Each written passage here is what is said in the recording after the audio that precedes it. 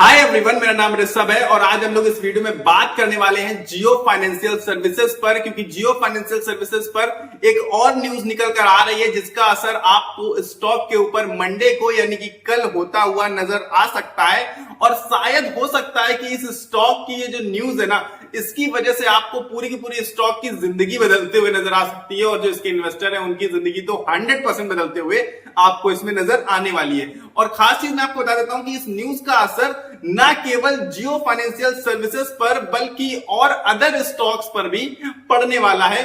तो जैसा कि हम सबको पता है, एज यूजुअल हम लोग जानते हैं कि अभी हाल फिलहाल सेबी ने इसे ब्रोकरेज बिजनेस की मंजूरी दी थी, ब्रोकरेज बिजनेस में एंट्री दी थी। और खास चीज ये है कि जब से ब्रोकरेज बिजनेस में इसे एंट्री मिली है तब से आप पाएंगे कि स्टॉक ने लगातार रैली दिखाई है। इनफैक्ट स्टॉक काफी ज्यादा ऊपर के लेवल्स पर पहुंच चुका था, इसके बाद ऑलमोस्ट कंसोलिडेट करते हुए नजर आया है। वहां से अपने टॉप से जहां पर भी पहुंचा था 330 के ऊपर 1 से 1.5% के आसपास गिरावट भी दिखा चुका है। यानी कि आप कह सकते हैं कि एक छोटा मोटा कंसोलिडेशन फेज दिखाया है इस स्टॉक ने।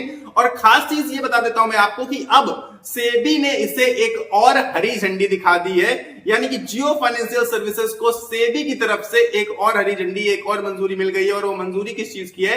ब्रोकरेज बिजनेस की मंजूरी है, लेकिन उसमें इन्हें डिस्काउंट ब्रोकिंग की मंजूरी मिल गई है, जिसकी वजह से आप पाएंगे कि अब इनके कॉम्पिटिटर्स के लिए बहुत ज्यादा रास्ता कठिन होने वाला है। डिस्काउंट ब्रोकिंग बिजनेस के लिए मंजूरी सेबी ने दे दी है। इसका मतलब क्या है कि अब ये लोग ब्रोकरेज बिजनेस में एंट्री लेने वाले हैं। ऑब्वियसली है कि मंजूरी ली है तो एंट्री तो लेंगे ही लेंगे, लेकिन अब वहां पर ये डिस्काउंट दिया करेंगे। हम सबको पता है ब्रोकरेज बहुत ज्यादा परेशान करती है हमें बाइंग में, सेलिंग में, तमाम चीजों में, ट्रेडिंग वगैरह में।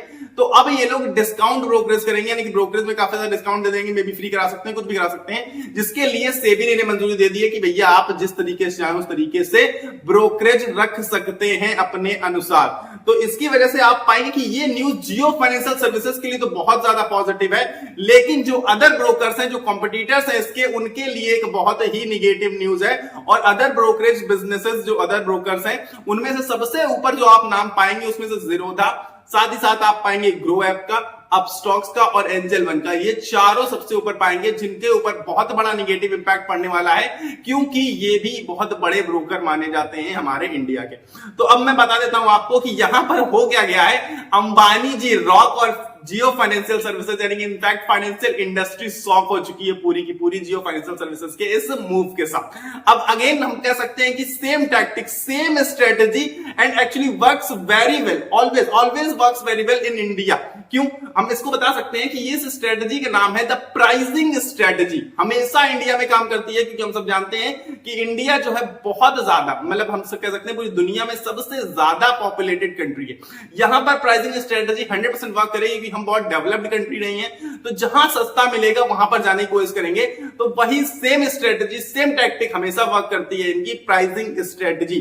और खास चीज पता है क्या है कि ये टैक्टिक ऑलरेडी प्रूवन है, किसमें? जियो के टेलीकॉम सेक्टर में जैसे एंट्री ली थी, इसी टैक्टिक के साथ प्राइसिंग स्ट्रेटेजी से तबाही मचा दी थी और पूरे टेलीकॉम सेक्टर को बर्बाद कर दिया था। आप कह सकते हैं कि बाकी जो टेलीकॉम इंडस्ट्री थी वो तबाह हो गई थी, सिर्फ एयरटेल बची है, एक तरीके से कह सकते हैं। दूसरी बात करते हैं कि ऑलरेडी कैंपा कोला में भी इन्होंने यही प्राइसिंग स्ट्रेटेजी ऑलरेडी प्रूव कर चुके हैं, जिसकी बदौलत कैंपा कोला को अपने एक बहुत नए मुकाम पर लाकर खड़ा कर दिया है। और सेम टैक्टिक अगेन यूज कर रहे हैं ये लोग ब्रोकरेज बिजनेस में। और खास चीज पता है क्या है कि अब शायद हो सकता है कि यही टैक्टिक इस बिजनेस में भी काम कर जाए और ये लोग बहुत ज्यादा कामयाब होते हुए आपको नजर आए। कुल मिलाकर हम ये कह सकते हैं कि अंबानी जी ने एक जंग छेड़ दी है, let the war begin. Financial industry का नया रिवॉल्यूशन क्रिएट करने जा रहे हैं अंबानी जी। और खास चीज मैं आपको बता देता हूं कि इसी वजह से मुझे ये स्टॉक बहुत ज्यादा पसंद था और बहुत ज्यादा मुझे भरोसा भी हमेशा सही रहा है जियो फाइनेंशियल सर्विसेज पर। जब इस स्टॉक के बारे में निगेटिव खबरें आया करती थी, निगेटिव न्यूज आया करती थी कि इसका पीई बहुत हाई है,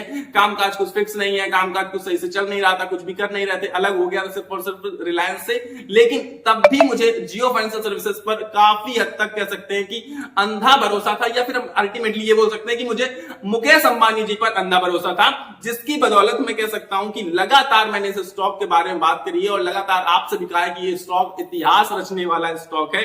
और एक बार मैं आपको फिर से रिमाइंड करा देता हूं, जियो फाइनेंशियल के बिजनेसेस के बारे में। ठीक है, ब्रोकरेज बिजनेस डिस्काउंट ब्रोकिंग को मंजूरी मिल गई, मंडे को सर देखने को मिल सकता है आपको। और जब ब्रोकरेज बिजनेस को अच्छे से सेटअप बना लेंगे ना, जब ब्रोकरेज असलियत में ब्रोकरेज कराने लगेंगे, यानी कि ट्रेडिंग कराने लगेंगे, बाइंग सेलिंग कराने लगेंगे, बढ़िया से प्लेटफॉर्म सेटअप कर देंगे, इसके बाद तो इस स्टॉक में रैली आनी ही आनी है। लेकिन इस स्टॉक की न्यूज की वजह से मंडे को रैली आएगी। पर मैं आपको भी हाल फिलहाल और सारे इसके बिजनेस के बारे में बता देता हूं, ताकि अगर आपको कोई भी बिजनेस फैसिनेट करता हो, कोई बिजनेस इनमें से पसंद आए, तो अगर आपको ये समझ में आ रहा हो उनका कामकाज, तो आप इस स्टॉक के बारे में सोच सकते हैं, अपनी वॉच लिस्ट में ऐड कर सकते हैं। तो ब्रोकरेज बिजनेस की बात करें, सबसे पहले आएगा जियो पेमेंट बैंक, जिसके ऊपर अब 100% इनका स्वामित्व है, यानी कि 100% इन्होंने कब्जा कर लिया है। जितने भी एसबीआई के पास शेयर्स थे उन्हें भी बाई कर लिया है। नेक्स्ट हम इनके कामकाज की बात करें तो लोन सेगमेंट में ऑलरेडी एंट्री कर चुके हैं, लोन प्रोवाइड करते हैं, बहुत अच्छा कामकाज है, प्रॉफिटेबल कामकाज है। ऑब्वियस बात है कि लोन देंगे तो इंटरेस्ट मिलेगा, तो प्रॉफिट होना ही होना है। ठीक, नेक्स्ट काम की बात करें तो ब्रोकरेज बिजनेस की भी हम बात कर रहे हैं, तो ब्रोकरेज बिजनेस में ऑलरेडी एंट्री मिल चुकी है, सेबी की तरफ से मंजूरी मिल चुकी है।